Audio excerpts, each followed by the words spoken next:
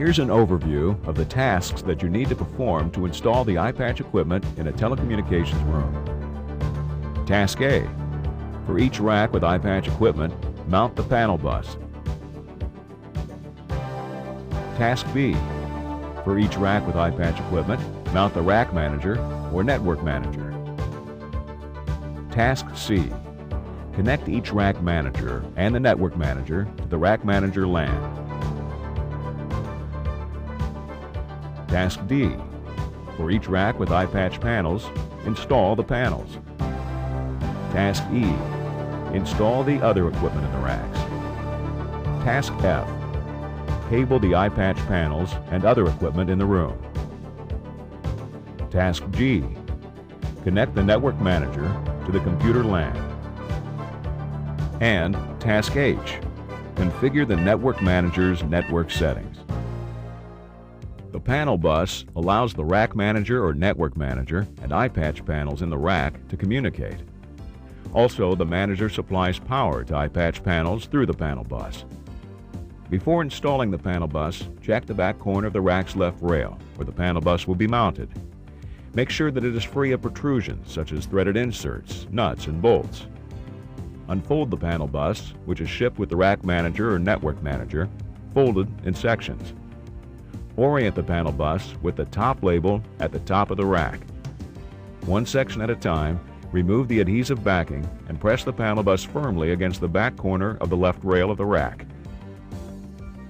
Make sure that the red guide line is aligned with the center of the top hole in the rack.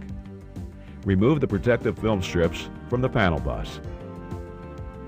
Repeat these steps to install the panel bus for each rack that will have iPatch panels. Each rack with iPatch panels is managed by a rack manager. The rack manager and each iPatch panel must be connected to the rack's panel bus. In a standard system configuration, you also must install one network manager in each telecommunications room. The network manager serves as the rack manager for its rack. To install the manager for each rack, perform these steps. Release the panel bus jumper from the strain relief tab. If you are installing on a 6-inch deep rack, you can use the panel bus jumper the way it is shipped. If you are installing on a 3-inch deep rack, disconnect the panel bus jumper from the rack manager or network manager. Use diagonal wire cutters to cut the panel bus jumper just past the panel connector in the middle of the jumper. Remove the long cable retainer on the jumper and place the short cable retainer on the jumper. The long cable retainer is not used for a 3-inch rack. Reconnect the jumper to the panel bus jack on the back of the manager. Make sure that the jumper is firmly connected to the panel bus jack. Using the 4 screws and 4 star washers provided, install the rack manager or network manager on the rack. We recommend that you use the 11th 1U slot down from the top of the rack so that the top of the unit is about 65 inches above the floor. Be careful not to pinch the panel bus jumper between the manager and the rack. Be sure to install the star washers between the manager and the rack. They provide additional static protection. Remove the protective film from the display. Remove the adhesive backing from the cable retainer on the panel bus jumper. Connect the panel bus jumper to the nearest panel bus connector. Notice that the connector is keyed. The polarized tab on the connector fits into the opening in the header on the panel bus. Fold the jumper like this. Press the cable retainer against the rack. Repeat these steps to install the rack manager for each rack. The rack managers and the network manager in a telecommunications room communicate with each other using the rack manager LAN. Modular patch cords can be used to make the rack manager LAN connections. A 7-foot patch cord is provided with each manager for this purpose. You can use a longer modular patch cord if necessary. Viewing the racks from the back, we recommend that you work from the rightmost rack to the leftmost rack in the telecom room when making the rack manager LAN connections. Start by connecting a patch cord to the rack manager LAN out jack on the back of the manager in the first rack. Run the patch cord to the next rack manager or network manager. Connect the patch cord to the rack manager LAN in jack on the back of that manager. Connect another patch cord to the rack manager LAN out jack on the back of the second manager. run the patch cord to the next manager. Connect the patch cord to the rack manager LAN-in jack on the back of that manager. Continue this process until you've connected all of the rack managers and the network manager. Notice that the first manager on the rack manager LAN uses only its out jack. The 24-port iPatch panel is shipped with the B wiring label installed. For an A wiring application, insert the cabling label provided into the slot on the back of the panel, with the A side showing. If you are installing on a 6-inch deep rack, you can use the panel bus jumper the way it is shipped. If you are installing on a 3-inch deep rack, prepare the panel bus jumper just like you did for the network manager and rack managers. Make sure that the jumper is firmly connected to the panel. Install the panel on the rack using the 4 screws provided. Tighten the lower screws first. Be careful not to pinch the cable bus jumper between the panel and the rack. You can attach the panel's ID label here. Connect the panel bus jumper to the nearest panel bus connector. Remember that the connector is keyed. Fold the jumper like this. Press the cable retainer against the rack. The 48-port iPatch panel is shipped with the B wiring labels installed. For an A wiring application, insert the cabling labels provided into the slots on the back of the panel, with the A side showing. The 48-port panel uses 2 panel bus jumpers. Use 8 screws to mount the panel. Remember to connect both panel bus jumpers to the panel bus. After you have installed all of the iPatch panels in the rack, connect the power adapter plug to the power jack on the back of the rack manager or network manager. Route the power adapter cord through the strain relief and snap the strain relief tab into place. Plug the power adapter into an electrical service outlet. Watch the rack manager or network manager display and wait until it prompts you to program the order of the panels in the rack. Press the Continue soft key. Press a button on the top row of iPatch panel ports on the rack. Press a button on the next lower row of iPatch panel ports on the rack. Continue this process until you've indicated the relative position of each row of iPatch panel ports on the rack.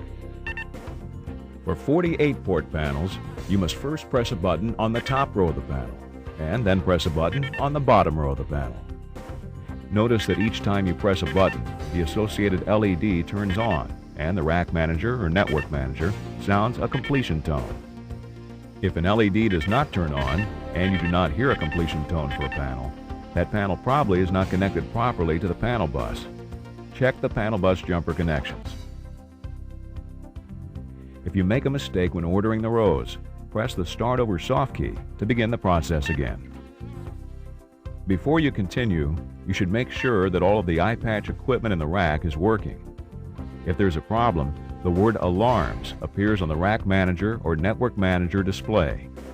You can press the Alarm soft key and use the up and down arrow buttons to view all active alarms. If there is a critical problem, it is described on the Ready screen. Respond to any alarms that appear. For example, if you see no panels found, the rack manager or network manager is probably not connected properly to the panel bus. Check that the manager's panel bus jumper is securely connected. Make sure that the polarized tab on the connector is inserted into the opening in the header on the panel bus. If you see panel not communicating, check that the panel's panel bus jumper is connected securely. Make sure that the polarized tab on the connector is inserted into the opening in the header on the panel bus. If you see panels need to be ordered, you probably skipped a panel when programming the order of panels in the rack. At the rack manager or network manager display, press the Menu soft key. Highlight the Reset Panels option and press the Select soft key. Then press the Continue soft key and program the order of panels in the rack. If you see rack managers are connected incorrectly, check the patch cords connecting the rack managers and network manager to the rack manager LAN. Make sure that the patch cords are properly connected from out jack to in jack at each rack. After you have made sure that all of the iPatch equipment in the rack is working, install the panels in the next rack. Be sure to program the order of the panels in the rack. Also check that all of the equipment is working before you move on to the next rack. After you have installed all of the iPatch equipment in the telecommunications room, Install any other equipment in the racks, such as non-iPatch panels, network hubs, and patch cord organizers. Follow the instructions provided with the equipment. Now, you can make the cable connections to the back of the iPatch panels and any other equipment in the racks.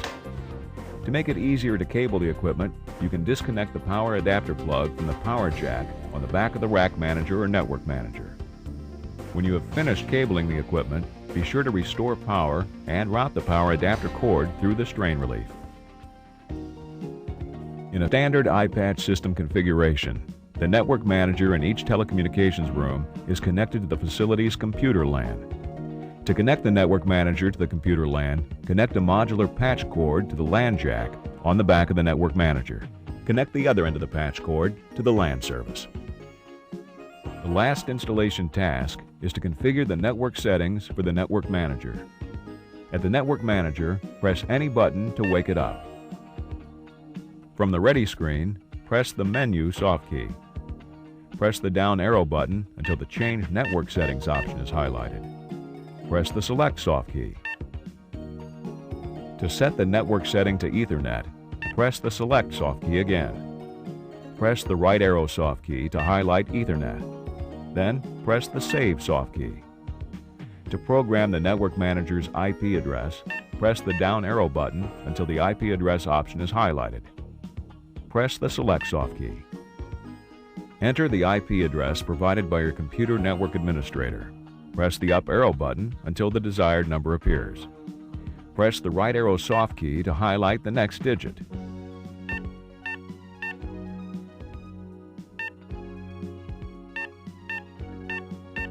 When you've finished entering the Network Manager's IP address, press the Save soft key.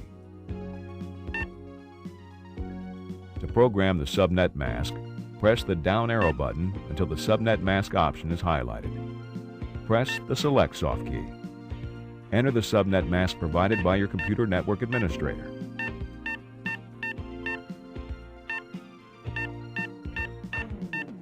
When you have finished entering the subnet mask, press the Save soft key. If your setup requires the Network Manager to have a gateway, press the down arrow button until the Gateway option is highlighted. Press Select and enter the gateway provided by your computer network administrator.